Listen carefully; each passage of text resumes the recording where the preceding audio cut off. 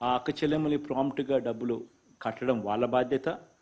వాళ్ళు కట్టిన ఈ ఇంట్రెస్ట్, వాళ్ళు కట్టిన ఈ వడ్డీ సొమ్ము ఏదైతే ఉందో ఆ వడ్డీ సొమ్మును తిరిగి మళ్ళీ వాళ్ళకి ఇవ్వడం రాష్ట్ర ప్రభుత్వంగా మన కార్యక్రమం.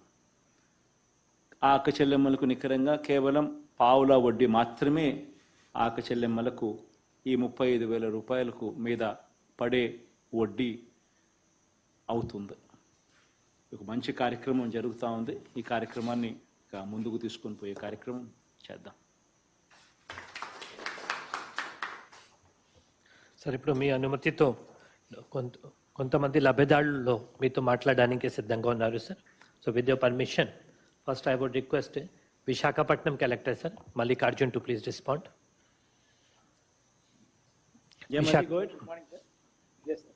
Sir, thank you sir. Sir, ఈ మంచి కార్యక్రమంలో మమ్మల్ని భాగస్వామ్యం చేసినందుకు ధన్యవాదాలు తెలియజేస్తాను సార్. సార్, ముందుగా ఈ కార్యక్రమానికి ఇక్కడ స్థానికులకి మేయర్ హరి వెంకట కుమార్ గారు, అలాగే ఎమ్మెల్సీ వరద కళ్యాణ్ గారు చేస్తున్నారు సార్. సార్, మీ అనుమతి సార్. సో మనకి విశాఖపట్నం జిల్లాకు సంబంధించి సార్ మనకు ల్యాండ్ పోలింగ్ ప్రాసెస్ ద్వారా సుమారుగా 1,35,000 మందికి మరి చేతుల మీద మనం పత్రాలు కూడా పంచుకోవడం జరిగింది సార్. అలాగే సార్ మనకి అందరికి కూడా హౌస్ సైడ్స్ సంబంధించిన హౌస్ కూడా శాంక్షన్ కావడం జరిగింది సార్. సో అందులో మనకి 94,000 పైచలకు మనకి ఆప్షన్ 3 హౌసెస్ మనము ఏర్పాటు చేసుకోవడం జరిగింది సార్. ఇంకా సుమారుగా మనకి 62,000 పైచలకు మంది గెలిపించి మనం 35,000 రూపాయల ఏదైతే బ్యాంక్ లింకేజ్ ఉందో సార్ చేయడం జరిగింది సార్. సార్, ఇందులో మనకి ఈరోజు సుమారుగా మనకి సుమారు 1 కోటి రూపాయల పైచలకు మనకి ఈ వడ్డీ రీయింబర్స్మెంట్ కింద మనకి ఇక్కడ స్థానికంగా విశాఖపట్నం జిల్లాకి రావడం జరుగుతూ ఉంది సార్. సార్, ఇందులో మనకి ఈరోజు మనకు ఈ కార్యక్రమంలో మనకు మాట్లాడడానికి తమతో వాళ్ళ భావాలను సేవ చేసుకోవడానికి మనకి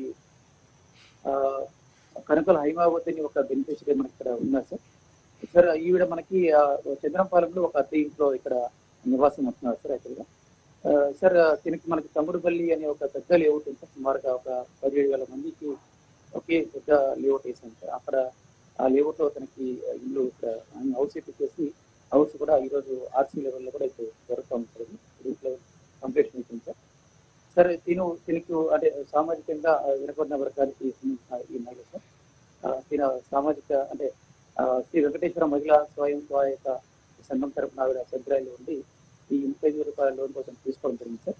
సో మీ అనుమతితో శ్రీ హైమావతి గారిని మాట్లాడవలసిందిగా కోరుతున్నాను. Thank you sir. ఒక్క నిమిషం మళ్ళీ. బాగున్నారమ్మా కళ్యాణమ్మ తల్లి? బాగున్నారు తల్లి హరమ్మ, హరికుమారమ్మ తల్లి బాగున్నారమ్మా? యా, సారీ మళ్ళీ ప్లీజ్ గో. నమస్తే జగనన్న. నమస్తే తల్లి.